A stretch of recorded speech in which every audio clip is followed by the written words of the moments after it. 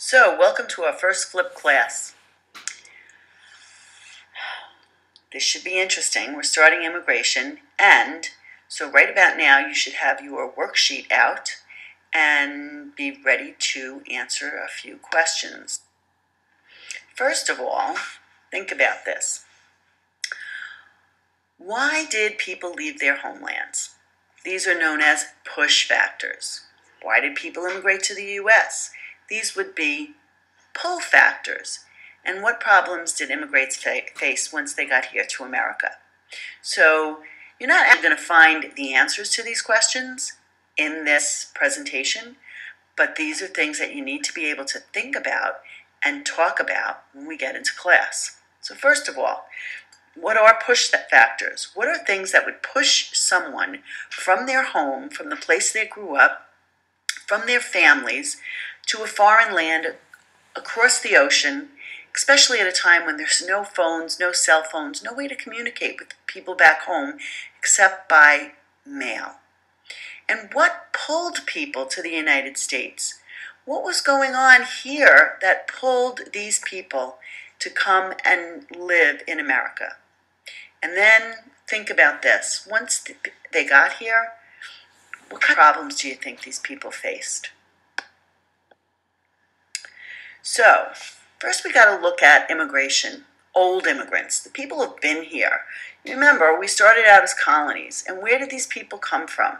Well, they came from France, from Great Britain, Ireland. Okay, these are the early immigrants, and even we know from the potato famine, people were still coming over from Ireland, and they were known as the old immigrants, the people that were here already. And you should write this down in your notebook. We went from Western and Northern Europe, people from Germany, Ireland, and Great Britain, old immigrants, to new immigrants. And these immigrants were from Southern and Eastern Europe. They were from places like Italy, Austria-Hungary, Russia, Germany. These are new immigrants. They look different. They spoke different. They were different.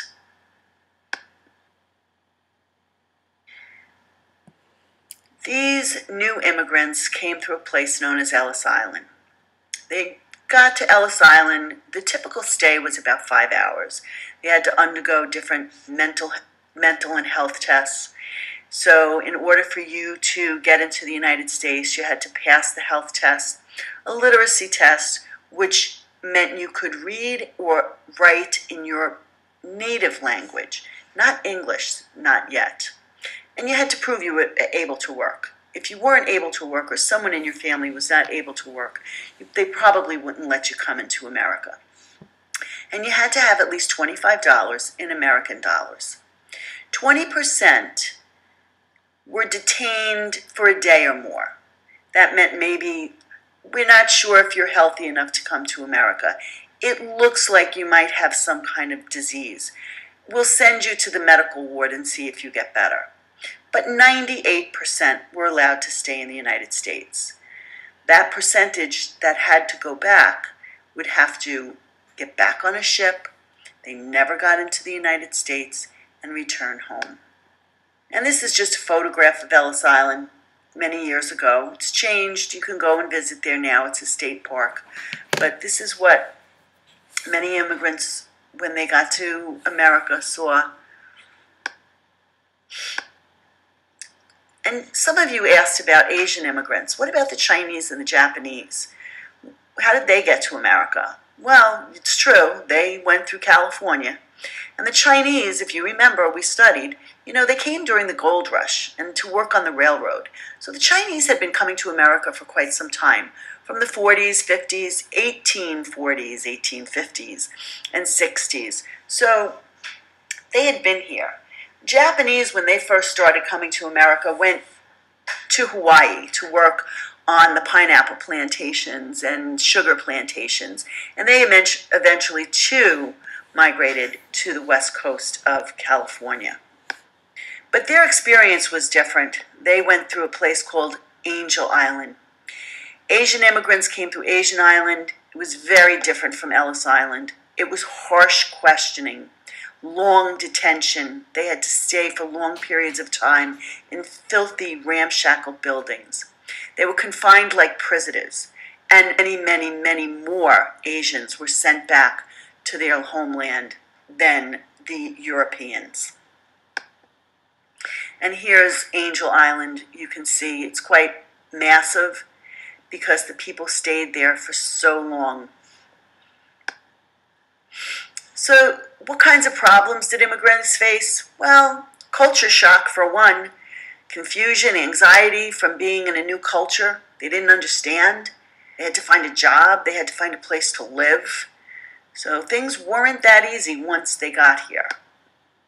One of the things that immigrants did to survive, though, were to settle in neighborhoods with people from their culture. You know, familiar sounding places like Little Italy or Chinatown. These places were called ghettos. Ghetto is a vocabulary word.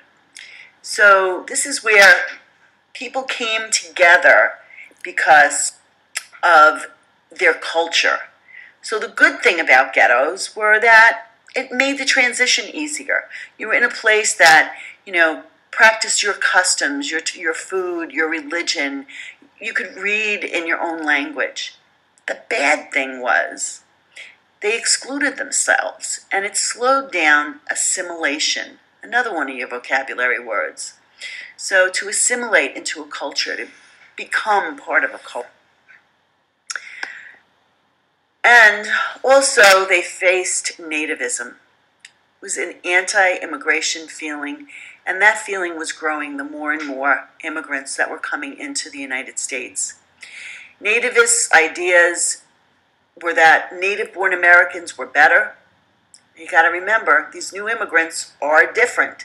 They speak a different language, they look different, and they dress different. More nativist ideas were that they wanted immigration, but from the right countries. Britain, Germany, Scandinavia.